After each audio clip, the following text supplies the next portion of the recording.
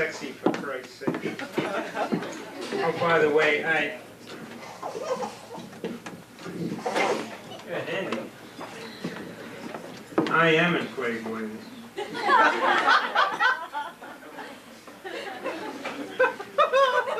I'm rather divine. Anyway, Michael says I am. At night. One night it was... I'm sorry, Michael. I know you wanted to keep it a secret. So La Vie en Rose. La Vie en Rose. Your song, Edith. But what melody of the broken heart wasn't your song? Chevalier named you the little sparrow, and so you were.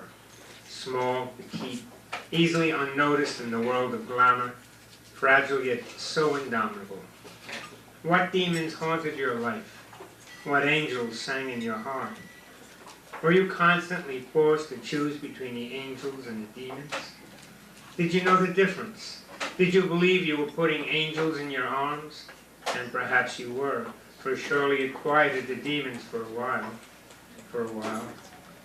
And though the demons always returned, it was worth living with the angels for a moment, looking at life through rose-colored glasses. But even when those glasses were shattered and the demons ripped at your tattered heart, the angels sang from your throat and stirred our hearts, helping us see a glimmer of light where none was thought to be. How did you do that, my Pia? How did you turn the pain and agony of your constant tragedy into the songs that gladdened our hearts? And did you mend your own broken wings over and over so you could fly to yet another nest, only to once again fall so hard against the pavement that gave you birth? Yes, you were a little sparrow, yet when you sang, the nightingale blushed and marveled at your distinct ability to transform your pain with a lightness the nightingale doesn't know, because it does not know the heaviness in your heart. I never saw you, but feel such a kinship. I never saw you, yet we are sisters, brothers, one in the heart. I never saw you, but I know you were so slight, so pale, yet so like Lady Day, who was black. And like you, when Billy sang, she transformed hundreds of years of tragic history into a towering victory of spirit. She too carried on a tradition, one in her blood, and one she learned from Bessie and so many others. As I love your pale fragility, so I love Lady's black strength. But who could think of color when she sang, or you, because the music went right to the heart and resonated with the love from the soul. The little sparrow, Lady Day, and me. Different arms, different tracks, same path. We took the journey together, and I know what manner of tortured heart beat under our blue-dotted flesh. There were times when Lester Young would play behind Billy. She'd stand at the edge of the stage, swaying, getting ready for the next tune, and the Prez would swish up behind her and put the bell of his axe against her bottom and play Lover Man. And Billy would wiggle her cute little thing, smiling, and sort of croon, kind of deep and throaty, "Oh, Prez." It was always like the phoenix rising from its ashes as the indomitable spirit rose from the tragedy of its existence. Billy's gone, little sparrow. And to the end it seemed like the trees that bore a strange fruit were determined to strip her of every vestige of dignity before she could go quietly into that much-needed night. Friends would bring her a little dope, something to sniff, so she could thumb her nose at the generic pneumonia that was killing her. A nurse saw the white smudge on Billy's nose, easy enough to see, and blew the whistle. And so the visits were cut off, those allowed in searched, and a police officer guarded the dangerous prisoner as she slipped into the comfort of the sleep where those concerns no longer exist, and she could sing her song in the light. Lady had her day, but it seems like her nights were so despairingly endless, and now both have joined to shroud her with sleep. How many days did you have, little sparrow? A few here and there, but always swallowed by the darkness. It seems the sunshine came only on a man's shoulders, and it seems it was always inappropriate and ill-fated.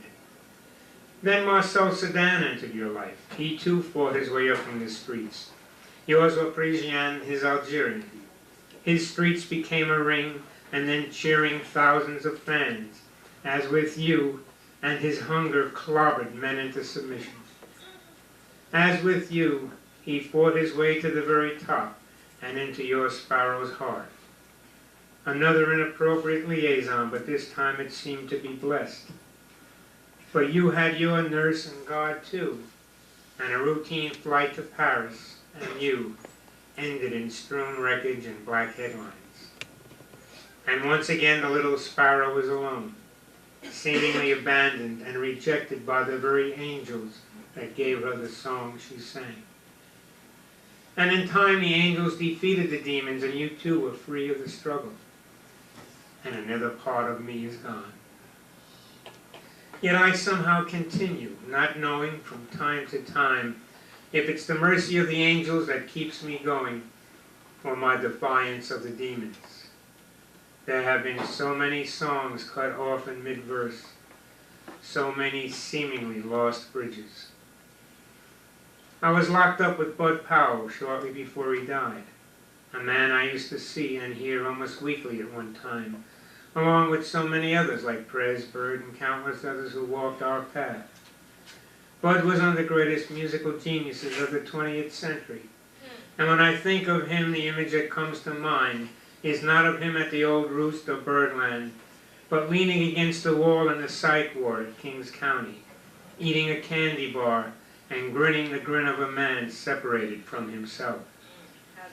So many times I have seen him hunched over the keyboard, a quart container of beer on the piano, finding chords that no one knew existed, and putting them together with imagination and brilliance, creating music second by second. But that's not the image of Bud that comes to mind, but rather Bud hanging over a piano they rolled into the ward, that same grin on his face, hunting and hunting across the keyboard, unable to find what he had many years before found and had already given to us. So many are gone. I loved them and still do. And so many of them are gone. Have been for many years, and yet I remain here now. And from time to time I think, not why I'm here and they're not. Not a case of there was so much more talented than I. I am far beyond wondering and or comparing. I think about finishing their song by singing mine. I believe not only that I can, but I must, or what is heaven for? I believe there is only one song in the universe, and we are the song. You, me, Billy, Piaf, Bud, all singing the same song in our own way. Only one song, so we must keep singing. Oh God, help me. Help me to sing my song so theirs can go on, and their non-existent flesh cast off its scars. Those blue-dotted cries of pain. Oh, my dear, sweet God, I love my friends as I do you, and would sing their songs for them so their spirits can rejoice, and cast off the habitual shackles that kept them chained in their cells. I pray that no pain goes unsoothed, no fear unloved, and that I will continue to hear your song sung by your kids, and we will all rejoice in the spirit that continues to see not beauty in ugliness, nor joy in pain, but infinite possibilities in each other. The sparrow showed us it can be done, as did Billy, Bud, and millions of others who every day sing your song through endless heartbeats of pain. And I thank all of you. All of you. And every time I manage to get one more breath into this body, I will sing a song of thanks to you, my brothers, my sisters, my friends. May your sleep be peaceful, and angels sing sweetly in your ears. Our next reader is Michael Lowry.